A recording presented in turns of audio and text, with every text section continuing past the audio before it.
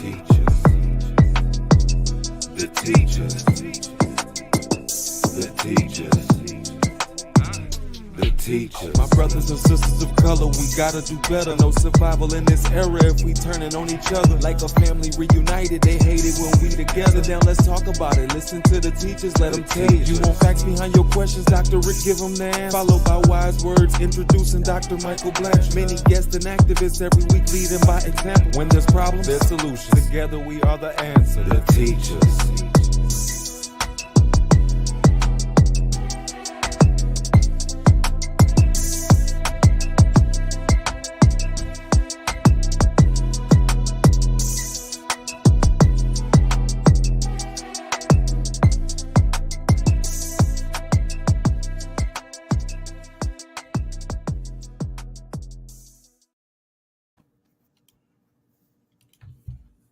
Hello, everybody. It's Dr. Rick here, along with my colleague, friend, and confidant, Dr. Michael K. Blanchard. Together, we are the Teachers. This is the Teachers podcast, where we are constantly trying to bring you people with great insight, great knowledge, great advice, because we want you to be well informed. We want you to have the best opportunity to do the things you can do to live life at its highest. Today, we have Mr. Anthony Finnell. I'm hoping I'm pronouncing that right. Finnell or Finnell? Finnell. There we go. Yeah. Could have got that straight before we got on, but it didn't even cross my mind. All right. But he is, and I was teasing both of these guys before we got on. I'm like, hey, man, I need to warn all my peeps. We got 5-0 running deep on the panel today. Both of them are former police officers with the Indianapolis Police Department, and both from what I know, Doc left after about 10 years because of some of the challenges he faced in what he wanted to do and achieve. And Anthony had a little longer stint, and I believe something like 23 years there, before he decided to step into the civilian sector and become a voice for the voiceless and to help people understand the power they have to be able to hold rogue police officers accountable. And so this is going to be an interesting discussion.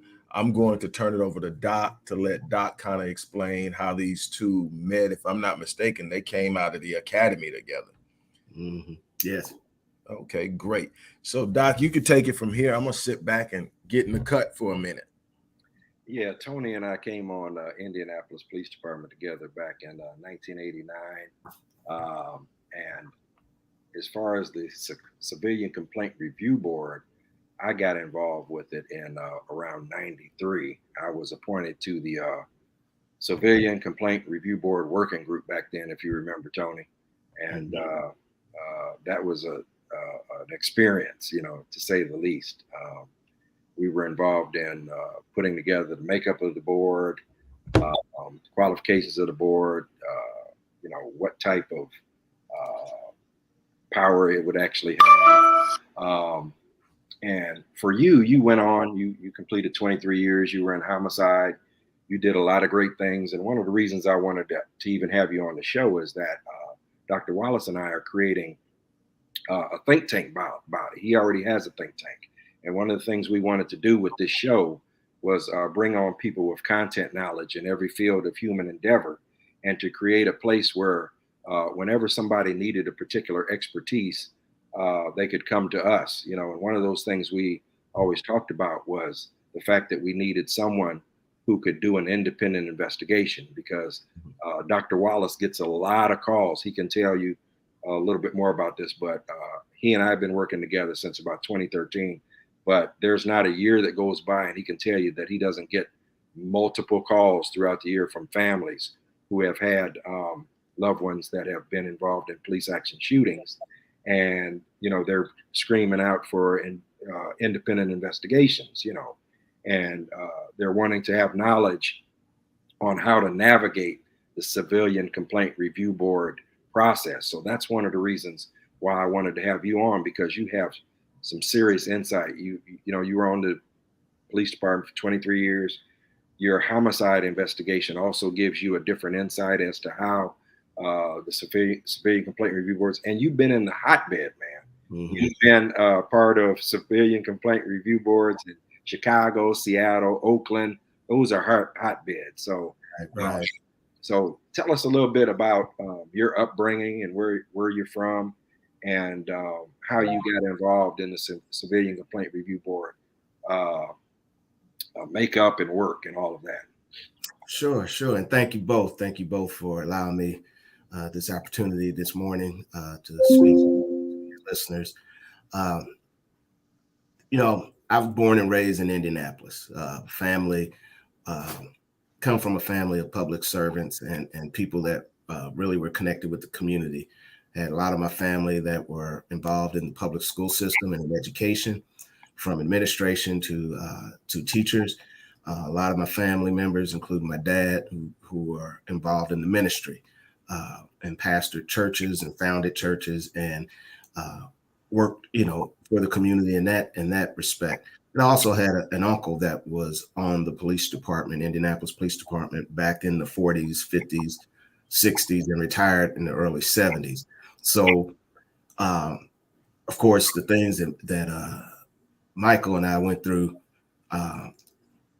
were really minimal compared to what he had to go through back during that time period in Indianapolis. And he would tell me some of the stories. But he and some of his colleagues paved the way so that Mike and I could get on there and do what we needed to do. And it's interesting, Mike, you talked about the civilian review board for Indianapolis and how in '93 you were on the working group to actually get it formed. And I'm part of an organization, national organization called the National Association for Civilian Oversight of Law Enforcement. I'm the vice president of the organization. And we have been contracted by the city of Indianapolis to help, upgrade, revise, bring it into the 21st century. I mean, things 30 years old, and this first time they're making some changes. But so that ought to tell you, basically, it hadn't been that effective, But 30 years later, I guess it's better late than never. They realize they need to make some changes. But for me, a partner and I in homicide, Dr. Timothy Knight, he and I were homicide partners for almost 10 years. And one of the things we did, and we noticed early on, was that these young brothers that we were arresting for murder really weren't bad dudes. I think I only had maybe 3 guys out of hundreds of homicides that I investigated that I would call true killers. Really, really. I mean, I had one serial killer, and the other ones were just true guys you just don't want to mess with. The rest of them just made some really bad decisions. And so, we were like, okay, how do we work through this? And so that is what got us to thinking about preventative measures, and then also looking at how some of the other people on cases that we may have assisted on or cases that we just knew about because we were in the office, how they were being treated by some of our fellow officers, really got us to thinking, okay, this can't continue. These aren't bad guys. They just did a terrible thing. But, we'd have officers that treat them like they were the worst thing on earth. And so that in and of itself was a problem because these dudes look like my nephews, look like my son, look like me, look like people I knew. And I could arrest a guy for murder, and it could be the worst day of his life. I'm still going to buy him dinner because I know he's not going to get to eat for 18 hours once I take him into jail, and give him some form of dignity. But, I saw how others weren't doing that to these guys. So that was a troublesome thing. So after a while, I left homicide and went into eventually what's called the community affairs branch, working with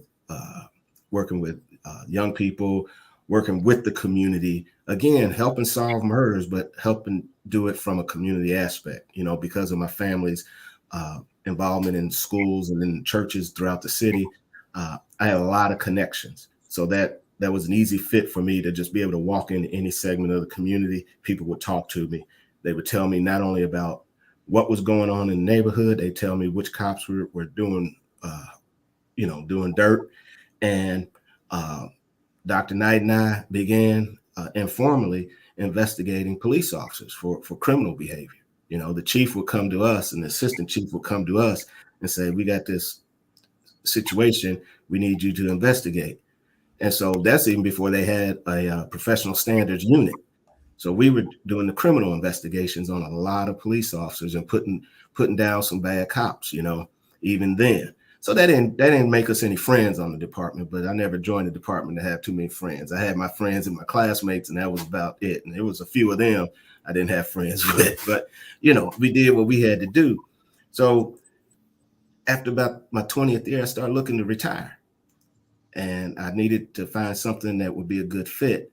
And it took me a while, but City of Chicago reached out, and that's how I ended up there working in their oversight agency. Seemed like a real natural fit because of my homicide investigation, community involvement. What I didn't realize is Chicago is a very different beast. And in my short 16 months there, I took down some heavy hitters in Chicago, commanders. I developed a philosophy of, why are these officers continually getting complaints? And it has to be their supervisors. It has to be supervision. So I started going after supervisors, which didn't make me any more friends. And in fact, it put a target on my back. But I made it through that, and then went from the frying pan to the fire in Oakland, where I was the director of the agency. And that agency had not had a director in like 8 years. So that gives you an idea of how committed or lack of commitment the city really had to police accountability and oversight. Their police department was under a federal negotiated settlement, and it's still under that settlement. They're going into their 21st year, I think, of being under federal oversight. And the word is that if they do well this year, they'll be out from under it, but they're spending in excess of $2 million a year just to have a federal monitor. So, it took them a while to get their act together. But I went into that agency, and again, it had to deal with some different community members, had to deal with police department that really didn't want to get his act together. But, I think I left it on good standing because now the agency is running strong. But, Oakland is what you read about, what you hear about. It is. Oakland is a different beast. But it's a great place to live, but it's still a different beast when it comes to their police department and how they patrol in certain areas of the city. Left there and went to Seattle. And again, another hotbed for police reform, community activism, civil rights, all kinds. It's just a very progressive city with a lot of community involvement. And I will say that Seattle PD it was different than Oakland and Chicago. It's smaller, but it's more progressive in that they seem to want to make the changes. They don't want to be like Oakland. They don't want to be like some of these cities that have been under a federal judge for, decades. They do want to make the changes. But when George Floyd hit, that kind of pushed everything back because I don't know if you remember, Seattle, the police department gave up a precinct. They just walked away and left a precinct. And the community took it for several weeks and just took over that segment of the city. So they didn't know how to handle that. But, out of those protests, we got about 18,000 plus complaints on the police that we had to process. And that's just unfathomable, but we got it and we did it. And now I'm doing consulting. I left Seattle, moved back to Indianapolis, be with family. And I've been doing consulting, working with attorneys that are suing Chicago Police Department, working with communities that want to develop oversight in their community, and working with police departments themselves, a few police chiefs that I actually consult with to help them, give them advice on how they need to address their community needs. And these police chiefs have recognized that they need someone outside their department and actually someone outside their community who sees it from a different perspective to give them some advice as well as the community itself and their own internal leaders. So pretty busy in that. But, you know, I will say, and then I'll stop, and I'll say that a lot of people question my transition from being a police officer to being oversight. A lot of police officers in particular and police union leadership that I've come in contact with, some believe that, you know, it's because I had beef with, say, my own police union in Indianapolis at different points in my career that I do this. And I try to tell them the community has to have a voice in how the police services are delivered. You know, a community has to have that voice, and they deserve that voice. They need to be a part of the process, all the process, not just the disciplinary process, the hiring process, the policy development process, what kind of training, equipment. They need to be a part of that process. Excuse me. Thought I turned that off. And they need to be a part of that process. And so you would want to have someone like me in the room that knows both sides of the aisle, you know, that has been in those dark alleys of midnight working, has been in the interview rooms, and has also been at the kitchen tables of the grandmothers and grandfathers and family members as their loved ones have had to explain to them that their loved ones have died or their loved one is going to prison, you know. So you want someone that's been there when they're making these decisions. So I'll stop there and turn it back over to you, Dr. Mike. Hey, Tony, I was looking at some numbers from the Washington Post on police action shootings. From 2015 to 2022, they started collecting these numbers. Mm-hmm. And it showed that Black victims were twice the rate of white and Hispanic, Black victims of police action shootings. In other words, Blacks were 40 per million in the population, whites were 16 per million, Hispanic were 29 per million. And also keep in mind, we only make up 13% of the population, whites 57% of the population, Hispanic 18. So we're disproportionately the victims of police action shootings. Why do you think that is? Well, I'm not a PhD. I haven't done the official research, but I can tell you about my personal experience and why I think those numbers are the way they are. One day about I want to say about 15, maybe 16, 17 years ago, it was a Saturday. I'm working in homicide and I'm driving down the street. And as I'm driving down the street, and Mike can attest to this, as we're driving, our head's always on a swivel. You know, we may not stare at something, but we see things. And if we see something that doesn't look right, you know, we can zero in on it real quick. And it's just how we are trained. And I looked to my left and I saw two young girls, they're both less than 10 years old, walking down the street carrying grocery bags. And I saw a young boy, also under 10, on a bicycle, and he was pointing what appeared to be a pistol at the young girls. So I immediately made a hard left, and I slowed down as I approached because I wanted to make sure I was seeing what I was seeing, because I'm seeing these young kids, but I'm seeing this boy on this bicycle pointing a gun at these girls.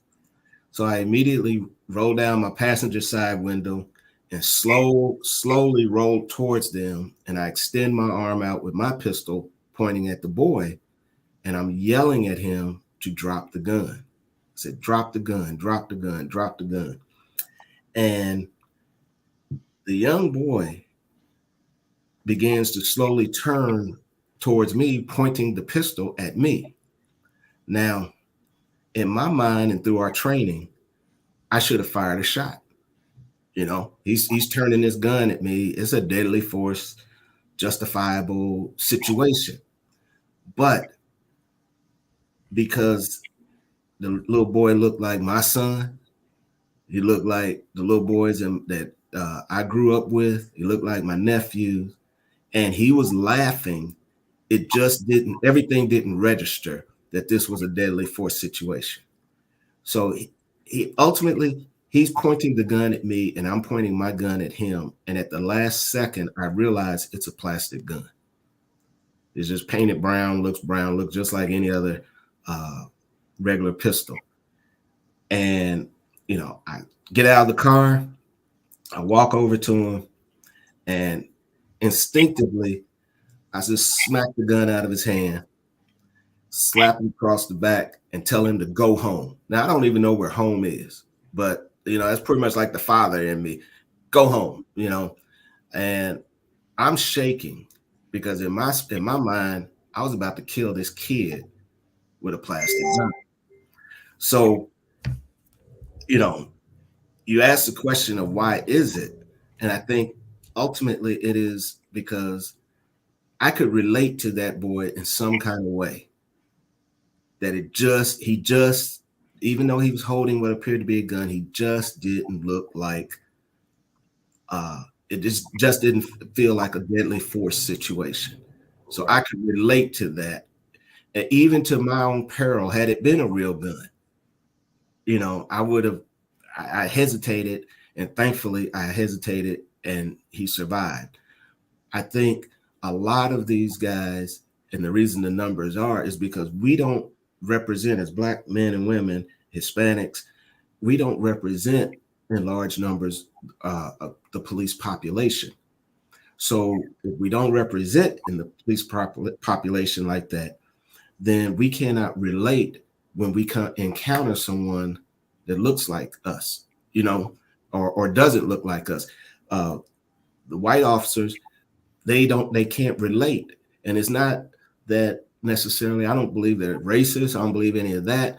I mean, there are some, but I don't think that's the main reason. I think it is a relatability issue that they just can't see people as people and really register the whole situation. Like, this is incongruent.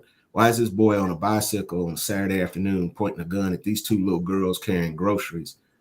Instead of, we've heard the story, well, he had a gun, he reached for the gun, so I shot him, you know, and they react out of fear. They react out of, I guess, muscle memory without doing the critical thinking and the critical process. And for me, I was involved in multiple situations where I would have legally been justified in using my firearm, using deadly force, but I never did. And a lot of times was because either the person on the other end could relate to me, or I could relate to them and I chose another option, as opposed to some of my colleagues who were involved in deadly force situations.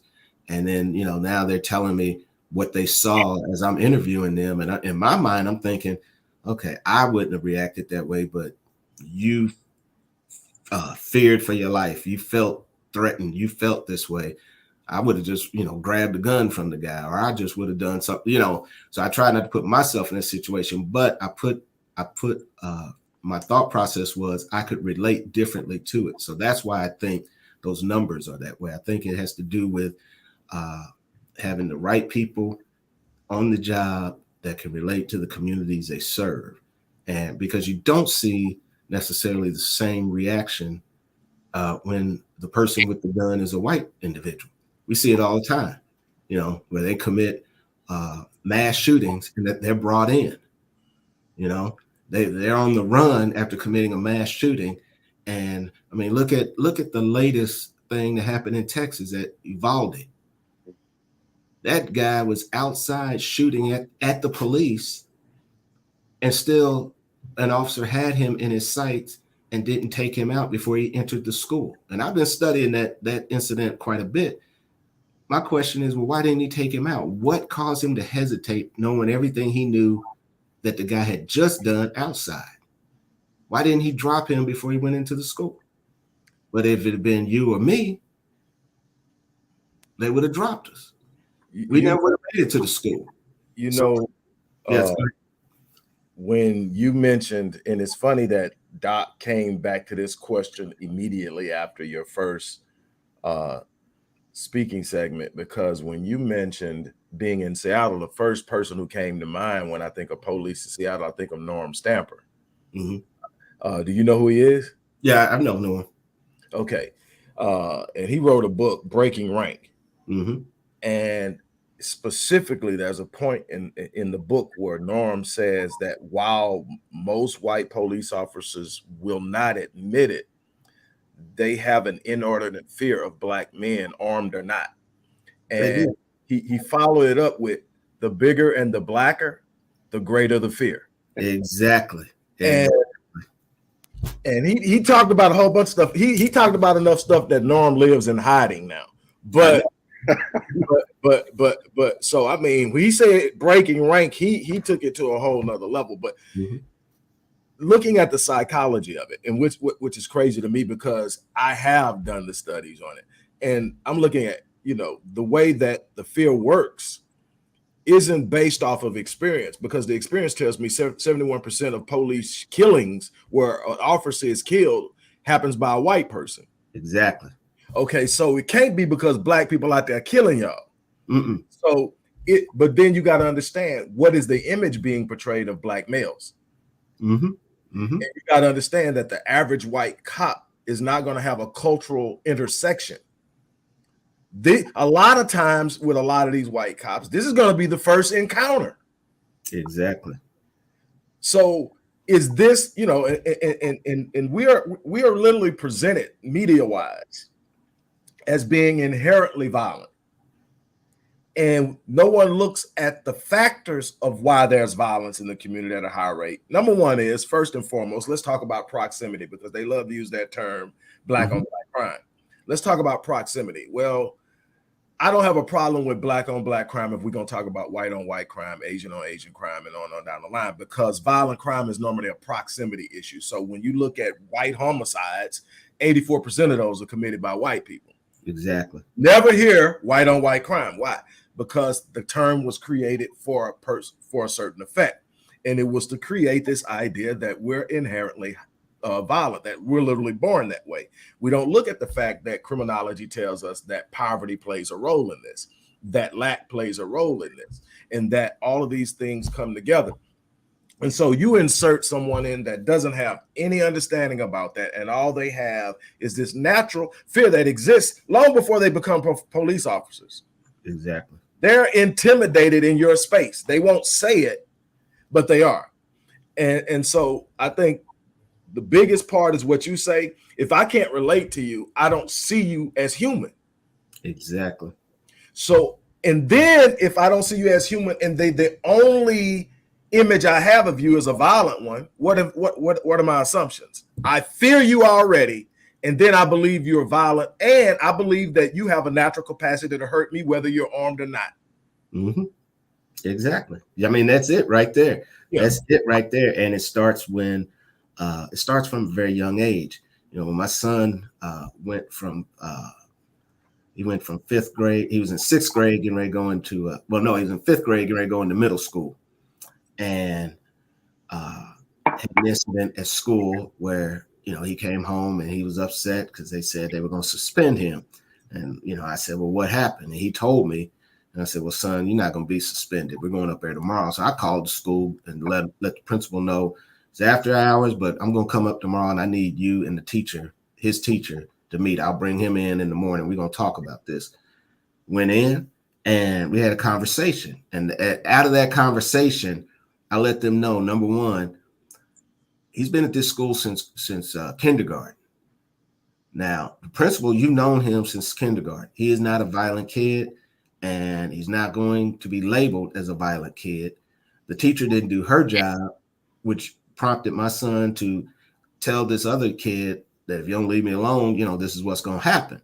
Well, she apparently heard that, but didn't witness any of the other stuff the kid was doing before. No, he's not going to be labeled a violent kid going into middle school and then into high school. This isn't going to he's not going to carry this with him. So she didn't do her job. He's going back to school. I'm going to keep him out today, but tomorrow he's coming back. And the principal's like, okay, I'm glad we had this conversation. No problem. My son had wanted to grow his hair out and he had locks. Well, he felt like he needed to cut his locks because he felt like that image was being, making him appear to be something he wasn't. Ultimately, it was his decision to take his locks off, and he did. But again, we weren't going to perpetuate that with him within the school system, and we weren't going to allow the school system to label him as such. Now he's a prominent attorney and doing very well, you see, but that could have gone a whole different way and a different path based on one little incident in 5th grade, and so they try to hit our kids at a young age. This thing of when I was in charge of the SRO unit, school resource officer unit on the police department, said, we're not locking up these kids. We're not arresting these kids. We are there to serve as mentors and a positive example to these kids. We're not there to police the school and arrest these kids. And if there's a fight, you break up the fight, separate them, and have a conversation with them. They're kids, Right. And I mean, obviously, kid gets injured, you got to address that. But if it's just a fight, no. We're not locking people up and doing all that. I mean, if that's the case, I should have been in the penitentiary, all the fights we got in as kids, But no. So again, and that was just how I ran the unit. I don't know how it's done now. I don't know what other SRO units are in other jurisdictions, but we weren't an extension of, we're the police, but we were a different type of police. We were there trying to help the kids, help the teacher read to the class, just be there and be a mentor to some of the kids. And like I told them, these kids will come to you with all kinds of issues and concerns, but they're not going to come to you if they think you're going to lock them up.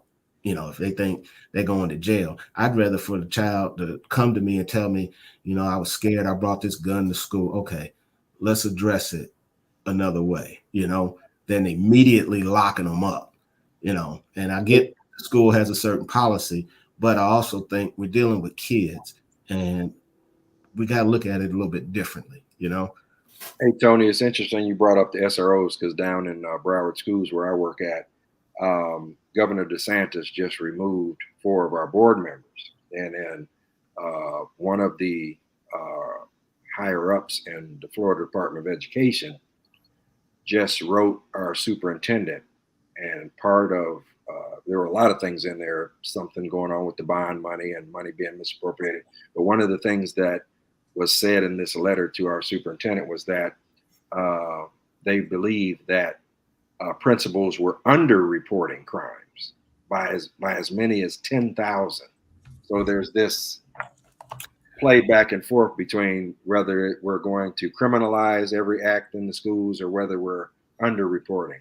See that language, underreporting crimes. They're kids.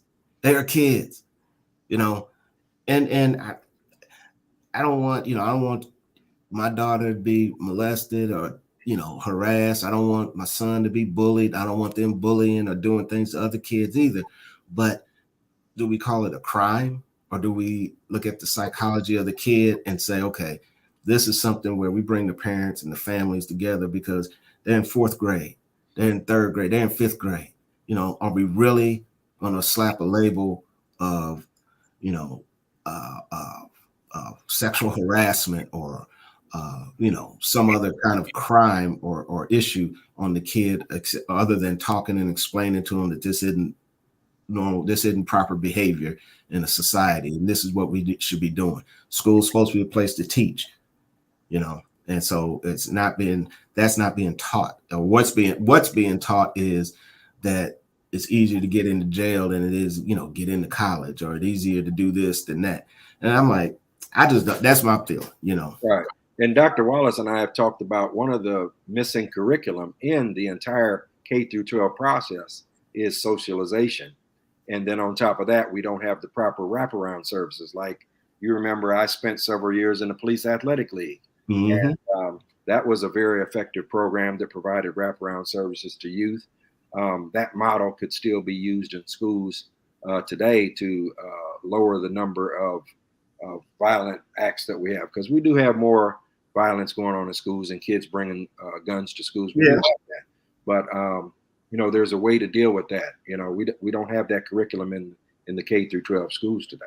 And I think you need to look at each one on an individual basis instead of having just this broad stroke of you got a knife or a gun, therefore you're expelled. I understand why people take that extreme, but because of the craziness that has happened in the past. But I also think that each one needs to at least be looked at critically before you make that decision. I think each one deserves that. Right. I agree wholeheartedly. I think one of the things that I think we get lost in this is what we're doing is, number one is a theme that has sort of been in your responses as we've been talking about the children specifically, is the term criminalization. Whether you've used it or not, that's basically what's happening, is they're criminalizing children through imagery, through practice, and through social environment. How often does a Black kid see another Black kid handcuffed before that becomes a normal image? And being handcuffed becomes normal. Mm-hmm. So we're not just talking about how others see us, we're talking about how we see ourselves. This is a part of the socialization process that we need to be more involved in. But the other element and component here is that no matter how in depth that you look at things, Doc's area of expertise is education and student persistence, understanding the importance of wraparound services. My area is in the field of psychology and understanding socialization and the importance it plays to understand who you are, have a positive self-image early in life, which you've already alluded to. And so everybody on this panel understands that no matter how deep you get into your studies, no matter how technical your vernacular becomes, it boils down to one simple thing in all of life: cause and effect. Everything that has an effect was caused by something. Mm-hmm. And we don't look at that anymore. We just want to deal with the symptom. So they did this, we're going to lock them up. They do this, what we're doing is, how did we in school have more physical altercations and less criminalization and produce more positive situations for our adults as they came out of that? It's because number one is we had more Black male teachers, more Black male coaches. We had more Black men who would snatch you up, pull you around the corner, and ask you what your problem is. And then you respected them, and you respected them, right? As well. Mm-hmm. Because they literally cared. Mm-hmm. Mm-hmm. You know, I remember thinking. I remember this is high school. I remember running game on mom and my coach, telling my coach I had something to do with my mom, telling my mom I was at football practice. I was over her house. Mm-hmm. Them two working together, got together, and realized I wasn't in either place. Guess who was busy seeing the coach the next day? And guess who didn't do that anymore? Right. Okay. And so it's simply about be where you say you're going to be, do what you say you're going to do. Don't run no game. You don't want to be here, tell me you don't want to be here. And if you do that enough, we understand you don't want to play. But if you're not going to be here, be where you tell your mama you're going to be at. Don't ever lie to her again. And and I got pops at home, so guess who I had to deal with when I got home? Mm-hmm. Okay, so now what does that mean? You got two Black men caring about you that's not checking you just because they getting a check or because you in their space or because they want to put you in a box, criminalize you, put your name on paper, snap a tag on you that almost guarantees you probably not going to walk across that stage. Now, if you don't walk across that stage, you just jumped from probably a 1 in 5 to now 5 times higher chance of going to prison. Because you didn't get that one thing of walking across that stage, changes the whole trajectory of your life.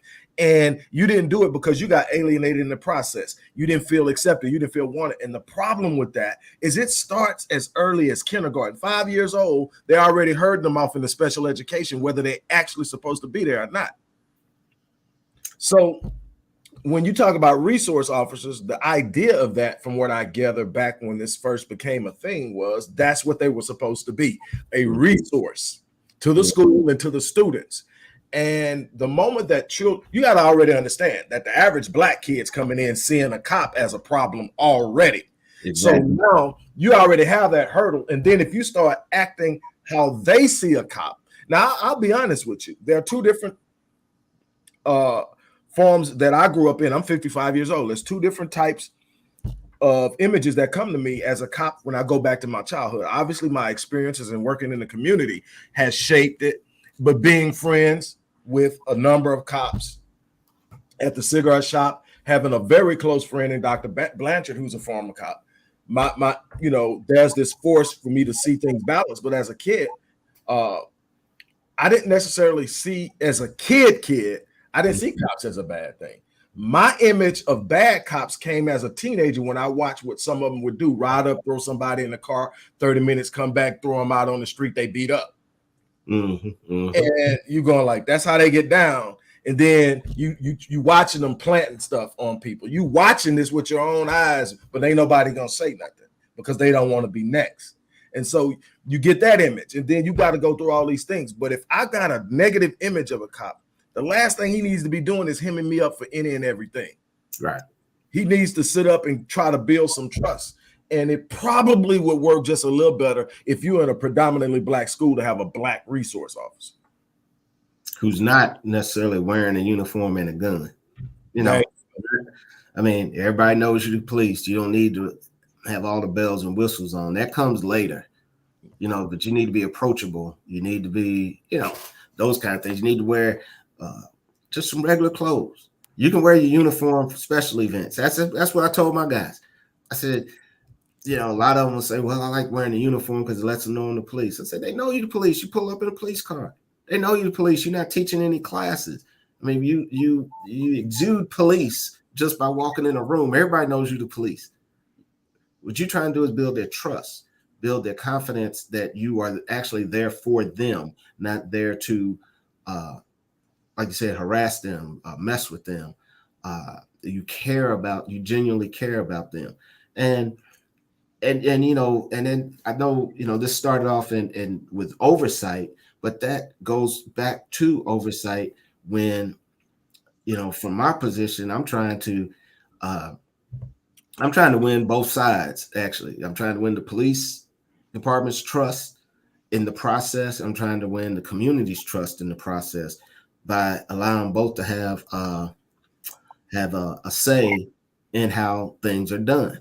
I want the community to be able to have a platform to voice their concerns. I want the community to feel like if I complain on Officer Smith, who runs the neighborhood, that it won't come back to me and that something will be done. And I want to be able to show them how to complain properly so that some actions can be taken. And if through my position, I find that Officer Smith, although he's not a great person, he's actually a bad guy, he hadn't violated a policy, then we're going to look at the policies. Because the behavior of Officer Smith isn't conducive to what the community wants. Therefore, we got to look at the policy that permits this. How is that so? And if there's no policy, then we need to address that. And we need to create a policy because that's what the community wants. That's the kind of stuff I do in my role. So I'm not just looking to say, okay, he didn't do anything. Oh, well, he didn't violate any policies, because I'm going to look back and say, well, the community doesn't like this behavior. Therefore, we need to look at what we could do to correct it, because it's not working to build community trust. It's not working as a public safety tool. It's not working for the police department, because you got a problem here, And so I don't just look at the allegations that come forth. I look at trends. I definitely look at the policies, but I also provide a forum for the folks that will never come to City Hall or a city council meeting or anything else, a forum for their voices to be heard as well. I really don't worry about the people that show up to every city council meeting or every public safety meeting, because their voice is going to be heard. They're making sure. But there's a whole lot of people in the community that'll never step foot in, basically a governmental facility of any sort, anything that represents the government, but their voice still needs to be heard. So that means I got to go out to them. And I take that approach from my homicide days. When a murder happened, I would go out and canvass the neighborhood, and it didn't matter what neighborhood it was. And oftentimes I get ridiculed by some of my other colleagues in the office because they're like, you're going to go through that neighborhood, then nobody's going to talk to you. Well, Mike can tell you I was solving my murders, and my murders weren't happening in the prettiest of neighborhoods. But that's because I was going in, knocking on doors, sitting down at kitchen tables, and people were telling me what was going on because they wanted to live in a safe environment, and I was somebody that showed that I cared. So that's how I approach oversight, the same way. Hey, Tony, earlier you were talking about the extra restraint that you took as an officer, and as Black officers, we talk about this a lot, how we do take the extra restraint. Like you gave the example of you had the situation where legally you would have been covered if you used deadly force. And I, like you, have had those same situations where, do I shoot simply because it's illegal, or do I take the extra restraint? And statistics show, the data shows, this, that the higher educated an officer is, the more restraint he uses, the less incidents of excessive force. Minority officers, and in particular Black officers, have a lower use of force than most police officers. That's well documented. Generally, right? Generally, yeah. The other ones. yeah. Generally, we do have some exceptions. Right. So, But even in that, I think he makes the point that normally when we don't show restraint in situations like that, because it's not really we. Exactly. All skin folk ain't kin folk. Right. Yeah, right. So, in your experience and in your investigations, when dealing with an excessive force, what have you seen that has been the biggest trigger for that? Well, yeah. When we do those kind of investigations or reviews of allegations of excessive force, usually it's most of the time it's just called a use of force. It's yet to be determined if it was in policy or out of policy. They don't really. I mean, we say excessive force, but that's not the preferred nomenclature of that. So we'll say a use of force incident, and then we'll say is it within policy or out of policy. Normally, what I've seen is it always starts for the most part verbally, or someone takes off to run, and then I have to evaluate, are they resisting to get away, or are they actively fighting the officer as an assailant or combatant? Because it's two different things. If they're trying to get away, the officer's not justified in just jumping on them and hitting them across the head with a stick, or doing any of those kind of things. I mean, yeah, you may have to catch them to arrest them, but pounding their head into the punching them in the face and pounding their head into the concrete, that's not going to be justified if they're trying to get away. Now, if they are fighting you, actively combating you, and then that's a different level of force that I won't care if it's an officer or just two people on the street. Nobody's going to stand there and just get hit. So I still have to look at, when does the combatant stop? When does the person comply, or when are they willing to be handcuffed during that fight? And so, it takes careful review of witness statements, of any video that's available, and even the officer's statement to determine when the force now becomes excessive. Because I could give you an example without naming names or jurisdiction. Officers stop the guy and they're just talking, and I just punches him right in the face to take off running. Well, he's escalated, obviously, But as he hasn't escalated necessarily to a deadly force situation, but yeah, he punched the guy in the nose, busted his nose, and now he's bruised his ego. The officer then begins to fight with him. Now, at some point, the guy realizes, okay, more police are coming. Okay, I give up. You know, at that point, the handcuffs should be placed on him and the fight's over. Doesn't matter if your nose is split, you blood all over your plate, all over your suit, the fight's over. Now, the responding officers, they roll up, they see their buddy standing there, bloodied up, shirt torn, and you know what happens? He got mollywopped at the very least. While he's handcuffed. Right. All of that other stuff are violations. All of that other stuff, the fight and whatever the officer did, even if that officer punched him back in the nose during the fight, and maybe the guy sustained a broken arm or something, once the handcuffs are on, all of that's okay. And that would be within policy because it was elevated because of the combatant actions. Everything after that would be wrong. And all those officers involved, anybody that delivered a kick, hit, put a knee on the neck, anything, they're in violation because the guy's giving up. He's laying down. He's done. The fight's done. And that's a hard thing to teach officers, but they have to learn how to turn it on and off. The expectation is for a police officer, you have to be above reproach in that area.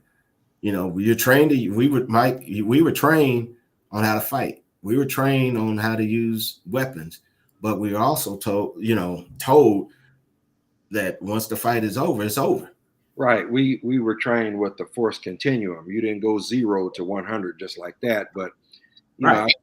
I've spoken and, to all. And you can bring it down, and you got to bring it down as they come down. Yeah. I don't think they teach the force continuum anymore, though. From what I've heard, they've gone away from it as a training philosophy. Right. I read why. It leaves me right now the rationale behind it. I think part of the rationale was because they found that officers couldn't understand that sometimes you don't go from step 1 to step 2 to step 3. Sometimes you have to go from step 1 to step 7 or whatever. And officers were going through all these processes, and then ultimately it was creating more issues, and people were getting hurt unnecessarily than if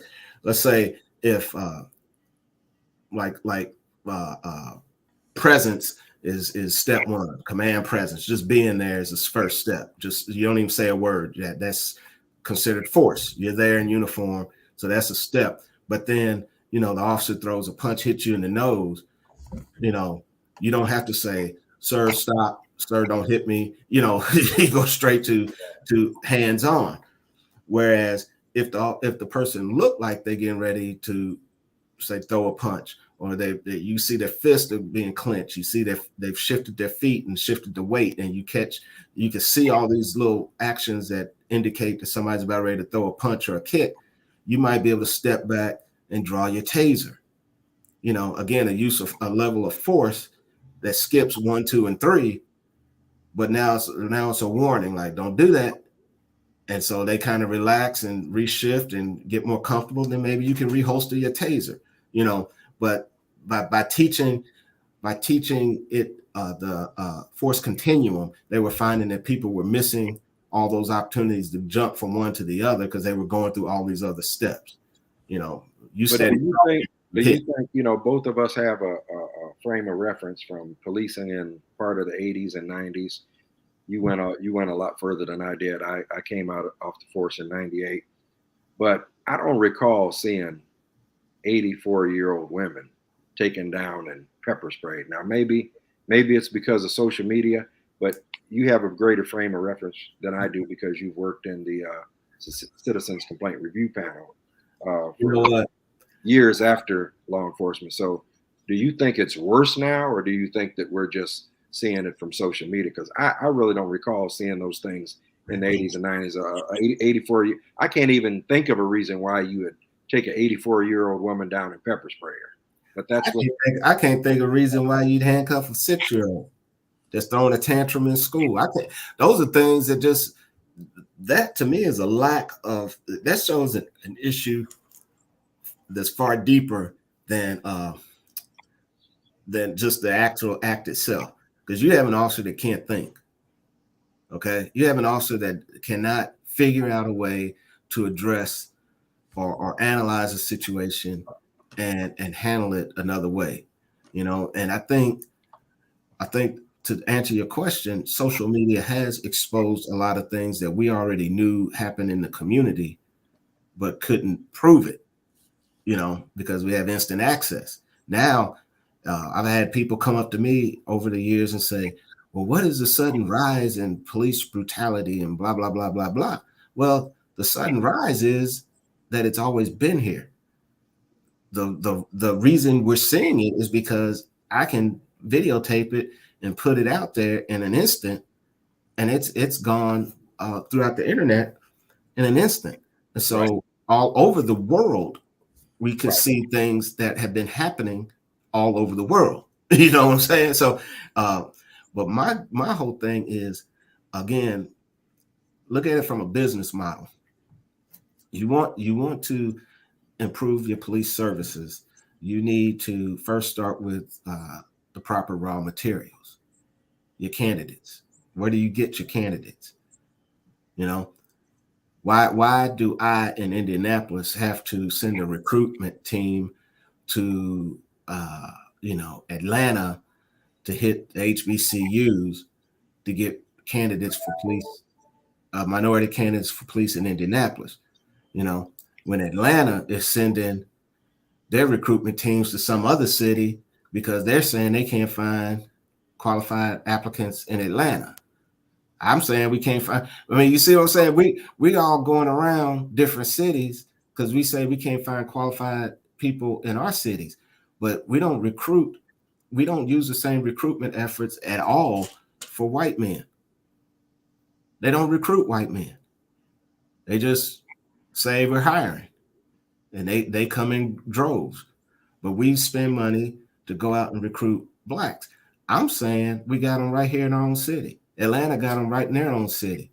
Detroit got them right in their own city. Everybody, they have them. They're not looking in the right place. They're not starting with the right. They're not using the right criteria to identify in the right message to their community that you should hire. You should apply for this job. So you start off with bad material, and then you expect to have a good product at the end, which is, a good police officer. It's not going to work. You bring somebody from another community into Indianapolis, they don't know the neighborhoods. They don't know the community. They may be black, but they don't know the community. And we alluded to that. All kinfolk ain't skinfolk ain't kinfolk. It's the same mentality. Yeah, we're doing it in education too. Down here where I work at Broward County Public Schools, one of the things that was disturbing is that I saw that we were recruiting teachers from the Philippines to work in Broward County Public Schools. What's your first initial thought about that they're recruiting teachers from the Philippines? Well, first off, they're people from another country. Yeah. So they're coming to our country. It doesn't even matter if it's Broward. They're coming to our country to teach our kids. Right. And I mean, I guess you could be from any country to teach math. I guess you could be from any country to teach art if you still do that. But you're talking about reading, writing. You talk about history, and not just the history in the history books, but becoming a very creative teacher. I guess you could be there to teach science, I guess, but you mean tell me you don't have enough qualified teachers in our own country? And I guess the issue probably is because they can get them cheaper because they're not paying the teachers. Hey Tony, I had an Asian math teacher at Indiana University, and I'll just say I switched classes because I couldn't understand them. Well, And then, math is hard. Math is hard enough to learn. Trigonometry, algebra, it's hard enough to learn when the person does speak proper English, and it's even harder when they don't. I get it. I understand. So that's why I said, I guess. I don't know. That seems really odd to me. I guess it's a money thing. It really has to be a money thing. I would think that definitely plays a role, and I think it's an economic decision. I also think that we're at a point now where a large number of school districts across the country are struggling to fill seats as far as teachers spots. Yes, they are. They're pulling janitors and everybody out, sticking them in classrooms. That's true. And it's crazy and it's not just teaching positions. I saw where, even the cafeteria staff is understaffed, and they're letting students work in the school. And we're lowering the standards for teaching. We're saying that military as well as their families can come and teach without a teacher's license or education in teaching.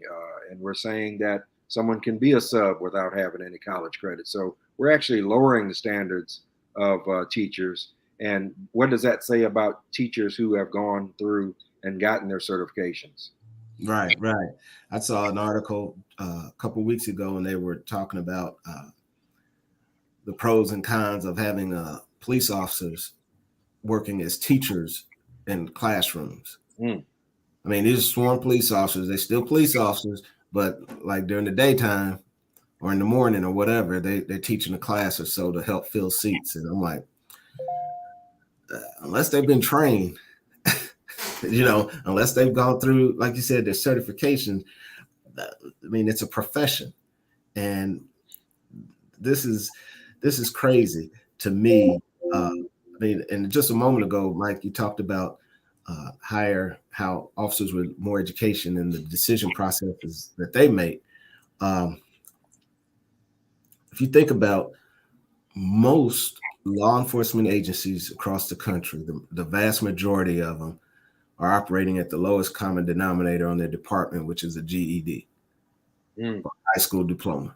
That's the requirement. That's the bare minimum requirement of most agencies across the country, is to have a high school diploma or a GED. And in Indianapolis, if you remember, Mike, we had a chief that had a GED. Right, I remember.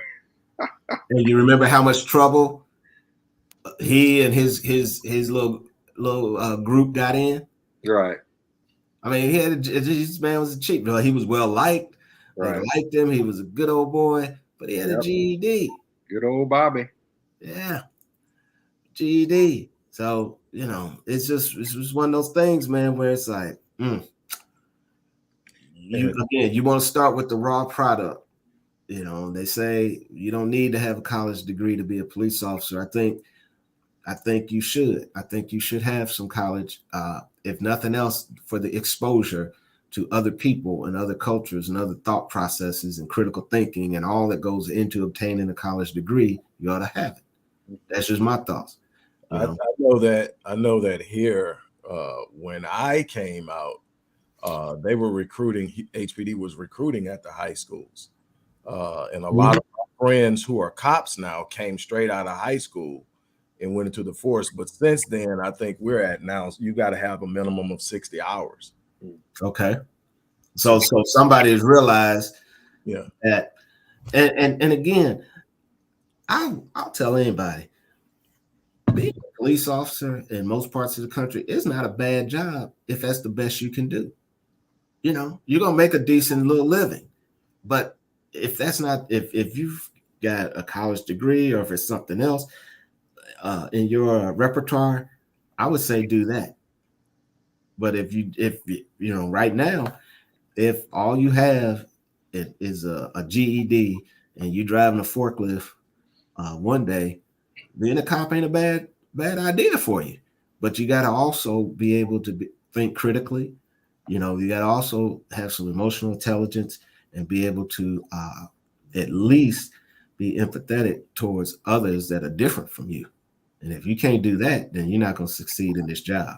especially nowadays. I definitely agree with that. And sort of kind of doubling back to what you were talking about when you were speaking about the raw materials and you were answering um, use of the Doc's question about the use of force.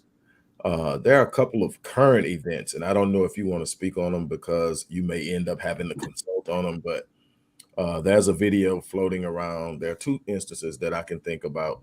One is a video floating around now about the police officer in New York who punched the woman. And from what I can tell, I haven't watched it. I try to stay away from violent videos. I'm really trying to get in a space where, you know, I'm creating an energy environment of peace for myself. And so I'm very careful. I definitely don't watch police shootings anymore, but don't watch them at all. They're hard. They're hard to watch. Yeah. So, but from what I can gather, there's this thing, and everybody's talking about how it was uncalled for. Now, I am, you know, aware enough with the research I've done and the time I spent working with police officers, you know, directly or in some instances on the other side of the fence with them. The one thing that I understand is there's a difference between what can be considered ethically, morally wrong versus what's policy allowed. And so I don't know if you saw this video, but if you have, I would like to, like, you know, just, you know, two things. Is it in policy and was it a good move? And then there's another video. I don't know if that one is as recent, but this one was definitely, and I'll explain it to you just in case you haven't saw it. Police pulls a woman out of the car and he's trying to talk to her. White police officer, black woman, black cop standing behind the woman. There's like several cops on the scene. I don't know what the context of it is, but they pull out and he's trying to talk to her. She slaps him first. And he calmly takes the slap and tells her to calm down. The other cop pulls her hand down. She snatches away from the black cop and then throws a left cross, catches it solid. At that point, the black cop drops her. In the fight, she's out cold. Wow. One right hook. And so as a man, and Doc know how I am about this, it's hard for me to justify hitting a woman that ain't got a knife or a gun. I don't care what the situation. It's just in me. It's just like, I'm stronger than you. I can subdue you without hitting you. Right. And that's the first thing that goes through my mind. But she's throwing punches at my partner. And so those two things are like, you know, where is the right space to be in that place from your perspective? Well, I mean, and first and foremost, I see a lot of videos all the time. I mean, it's part of what I do. Just people send them to me. I come across them. I try not to judge just based off the video because I do know from experience how once an investigation is done, then that video is put into perspective. So, and I haven't seen that video, unfortunately. I mean, I guess fortunately, but I haven't seen that video of the officers with the woman. The one in New York, I came across it, but I hadn't really, you know, I mean, like I said, I see a bunch of them and I hadn't really looked at that. But so I try not to comment on them until I've got more information because I have seen snippets before. And then when I've seen everything, then it's like, oh, wow, this is different, you know, both good and bad. So sometimes it can look like, you know, in the instance, as you described, it could look like, okay, he's taking these hits, whether my personal feeling is about hitting a woman versus blocking a shot or, you know, subduing her. I think those are different, clearly different techniques. You know, I can hit somebody, man or woman, or I can just defend myself by blocking the shots until they get tired and then take them to the ground and handcuff them without ever throwing a punch. But some people don't have those kind of skills or techniques. So I would have to look at the whole situation, even looking at the officer's training, and try to take my personal position of hitting an unarmed woman out of the equation, because I'm like you. I'm not gonna hit an unarmed woman unless she got a weapon, and then all bets are off because I'm not getting stabbed or shot by anybody. But at the same time, just from my training, I have to weigh the entire situation. If it's an 84-year-old woman with a knife, I'm not gonna hit that lady. She can't even. She's no, as bad as my knees are now. She can't move. I can still move faster than she can. So I'm not gonna hit an 84-year-old woman with a knife. I just reach around, grab her wrist, and just hold it, and hold her hand. But 24-year-old woman with a knife, man, she's probably getting drilled. She's probably getting hit until that knife comes out of her hand. But so hey Tony, take us for our viewers. I know they probably have this question. So I'm a citizen, and I believe I've been the victim of unnecessary force, I'll call it. Mm-hmm. Take us through how that process works. I know there are different processes, different structural makeups in different municipalities, when you worked at Chicago, Seattle, Oakland. But generally, what happens when you make that complaint? And then if you can tell us what an effective civilian complaint review board looks like. What does that look like? Okay. Well, the first part, the general process is to you feel like the police encounter was wrong, whatever it was. You feel like that it wasn't a proper police encounter. You want to gather your thoughts and write it out. Write it out before you call. Write it out. Get your thoughts together. Identify. Make sure you know when and where, proximity of where it occurred. If there's any identifying information about the officer, you want to make sure you have that readily available. And it could be something as minor as a plate number on the police car or ID number on the police car. I mean, you don't necessarily have to have the badge number if you didn't get that, or the officer's name, because every officer, when they mark out, if you know the date and time and location, they're going to be able to tell you which officer was there. So, but you want to get as much information as you can, have it readily available. If you got any witnesses, obviously you want to get information about them, know from them if they'd even be willing to be a witness, because you might have somebody in the car with you that's like, I don't want to be a witness because, I got issues. But so you want to know that up front. But if they do want to be a witness, have them, write out in their words what happened. And then get their information that you can share with the complaint. If you had your phone on and was recording, you want to make that available, or if someone provides you with a recording, or it's on social media or something, you want to make sure you have a link to that so that you can provide that with your complaint. And then you want to identify within your jurisdiction, where do you complain? Do you complain to internal affairs? Do you complain to an independent body? Is there an independent body available? Because you want to file a complaint with both. You want to make sure that it is known to your independent body, as well as if you have to complain to internal affairs, you want to do that as well. I would recommend, and people do this with me all the time, they'll send us an email. I mean, they'll do the formal complaint, but then they'll follow it up with an email with their complaint, so that there's some documentation of, I did complain to internal affairs. I did send the complaint to the chief's office. Because I can almost guarantee you, within any police department, if you send a complaint to the chief's office, it's going to get trickled down to internal affairs. Now you have an email record of that. And you could always make a public records request of those emails. So you can see when was it sent via email to the internal affairs or to the independent agency. And then you want to find out who is assigned to the complaint, and then stay in contact with them. Now certain cities, certain jurisdictions are prohibited by law from disclosing certain information, but they can at least tell you if it's still ongoing, what the findings are, and so forth. They may not be able to tell you what, if it's discipline, but they could tell you, what the outcome is. The second part of your question, repeat that again. What does an effective civilian complaint review board look like to you from your past experiences? Well,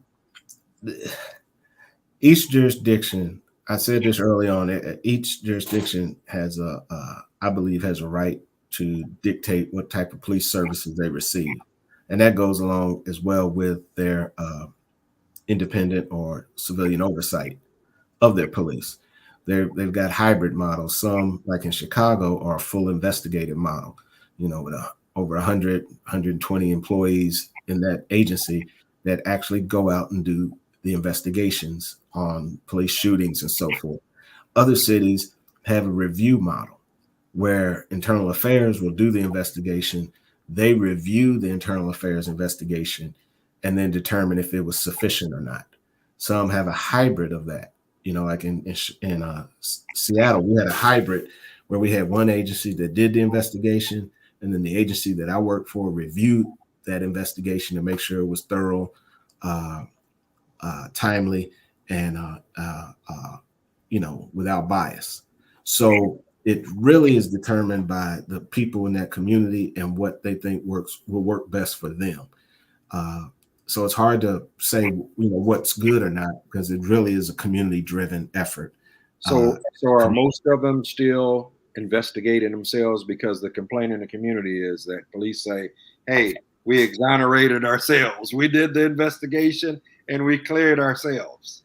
Well, and those complaints do happen, because they feel like the police aren't going to find any wrong. That's why there have some that are review only, where they actually review the investigation and they can come back and say, "But you missed this, you missed that, or we think this or that, and you need to go look at it." So there's no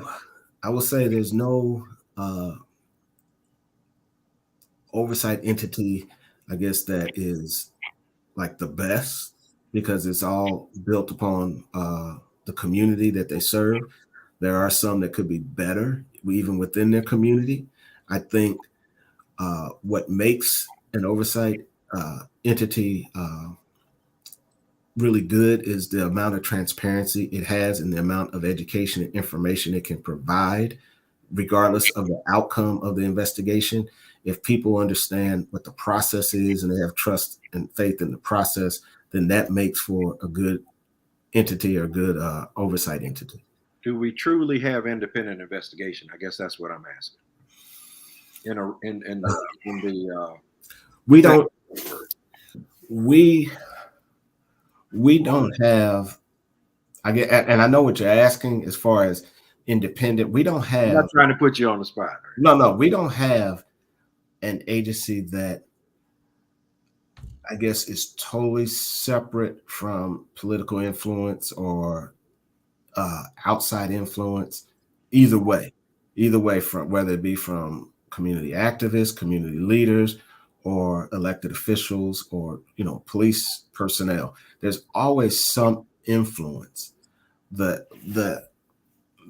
best agencies are the ones that, even with that influence, they are transparent in their process, so that a community member, you can come in and you can make a complaint, and then you can have an understanding of how that complaint is handled throughout the process, even if you don't agree with the outcome, even if you don't agree with the findings. So say, for instance, you complain that the officer, slapped you. It's your word against his. And go through the process, and they say, well, we can't, there's no proof either way. Well, in your mind, you're like, what do you mean? I got slapped. So the outcome of that would be that there's no proof either way, so we can't discipline the officer. But the officer should have had his camera on during the encounter. He should have marked out. He did not. Therefore, we're going to have a policy that they have to mark out everywhere and should always have their camera on when they have a community encounter. Okay? Because then that, let's say the officer fails to do those things at the next complaint, now we can deal with that officer on those issues. We still may not be able to deal with them on the allegation that you got slapped, but the fact that there's no evidence to support or disprove it, then we can say, well, why didn't you turn your camera on? Why didn't you mark out of service at that location? Therefore, we're going to discipline you for that. You see? So there is a way to address those issues, because if you have your camera on, if you mark out that location, when we receive that allegation that you slapped the guy, we can look at the video and see you didn't slap him. You know? So when they come to the findings from the findings, how many of these chiefs throughout the country are mandated? I guess, how many of these civilian complaint review boards actually have the authority to make the chief accept their particular findings? In other words, how many of them have an influence in discipline? I mean, are the chiefs required to accept their findings and discipline based on them?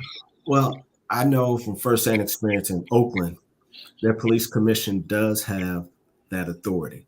So say when I was in Oakland, if my office, we did our investigation and the internal affairs would do their investigation. And let's say that we had a difference on the findings and my office said, okay, we think the officer, we sustain the allegation and the officer is guilty of, using excessive force or using force that was out of policy. Chief says, well, I don't agree with that. Okay, the first step in that is for me and the chief to sit down and say, well, why don't you agree with it? This is the evidence we have. And if we can't come to a conclusion between the two of us, whether the chief has evidence that we didn't consider that would exonerate the officer, or I have evidence the chief hadn't considered that would sustain the allegation. If we can't come to a conclusion, then we take our differences to the police commission, and the police commission would look at all the evidence and they would render a final decision. And if they decided that our findings were correct, then they would issue the discipline that the chief would have to carry out with that officer. So I don't know of any other oversight entity that has that much authority in the country. Most of them are recommendation, but police commissions like LA, I think San Francisco has commissions. I think they can also do that. But, other than that, it's not, most of them have recommendations. Okay. But if the chief were to not take the findings of the oversight entity, the chief would have to write up the rationale for why they don't. And that could become a public document. So with those entities, do those entities still look at police action shootings? Because obviously that's going to go to court. So how does that work? Because you have two parallel investigations going on, correct? Or you don't? Correct. Well, DAs don't like it. Prosecuting attorneys don't like it because you do have multiple investigations going on. You've got, you're going to have your internal investigation. You're going to have your oversight investigation. You're going to have your prosecutors or grand jury investigation. Some communities have a coroner's inquest. You could come up with 4 different findings. Well, how does that work? I mean, so what does that look like if someone wants to sue? Right. Creates a problem. Right. But that just goes to show you that people see things differently. Right. Yeah. So if I'm a community person out there, somebody is watching, and I have a situation where one of my loved ones has been involved in a police action shooting and has lost their life, and they come to you, your consulting firm, what type of services can you offer? Well, it depends, because each jurisdiction is going to have obviously, they're going to have limitations, legal limitations on what information an outside entity would have access to. I mean, you can always make a public records request, but then those documents would be heavily redacted. So it's not really going to provide that benefit. What I would recommend if someone were to approach me is, okay, you get your legal representation that's local, to your area, that knows your state laws or whatever, that can get the documents and get the information. And from my firm, we can review that information, because a lot of times the attorneys are going to get unredacted materials in preparation for a lawsuit or in preparation for whatever other legal inquiries they're going to make. And then from my perspective as a firm, we evaluate that against the state law and the police policies that are in play at the time, and render an opinion on whether, in our professional opinion, whether the officer or officers were in violation of the state law or in violation of the policies and procedures that are in place. And in the case of a civil suit, we're going to say, okay, the officer may not, at the moment they fired the shot, may not have been in violation because of the circumstances. However, there are certain policies or practices that led up to that moment that are in question. And then we'd be able to break that down as to the officer's actions, the policies and procedures that are in place or not in place, and what should or could be done to make sure this doesn't happen again.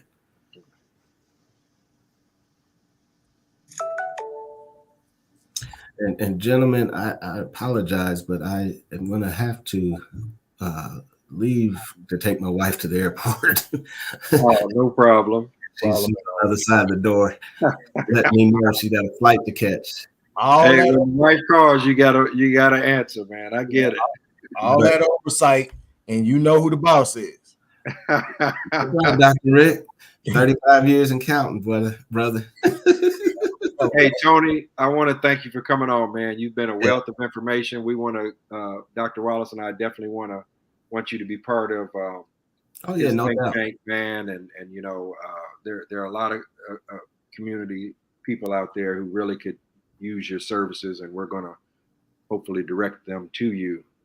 No doubt, I appreciate that. And no, this is the first of many conversations, fellas. I mean, this is something. Our community has cried for years and years and years about police, and we all know the history of police in this country and how the impact it has on our community in particular. There's a way. I truly believe that there's a way to work to correct that and to change that culture, but it takes us as a people to get involved, and not just get involved when something bad happens, but be vigilant and be involved when there's nothing bad happening. Be involved with the process of policy development, so that these policies are reflective of what you want in your community. Be involved at the hiring process, not just of the officers, but who the leaders are going to be. Even be involved in the promotional process, because a police officer is only going to do what their supervisor allows them to do. So, so you got to be involved in every stage of segment of it, from the budgetary process. Know where the money is going. If they're not spending money on training and spending money on community, police community resources, then that's your fault. You got to be involved with that at the budgetary process. So we have to be involved. We can't just be involved in marching when, unfortunately, somebody in the neighborhood gets shot. Absolutely. And I like how you redefined what oversight is, because we tend to think oversight is just the civilian complaint review board, but you defined it as who becomes a police officer, who gets promoted as a police officer, the training, everything. It involves everything, because like you said, they are embedded in our communities. Right. So, and I do believe that we got plenty of good folks in our own backyard that could be excellent police officers. We don't need to go out of the city. We got them right in our own communities. So Absolutely. Doc, you want to take us on out? Hey, everybody, man, this has been great. Like I said, we can get Anthony back sometime in the future to finish this conversation. Thanks everybody for stopping by. Thanks for another great guest, Doc. On that note, we're going to sign out of here. You guys have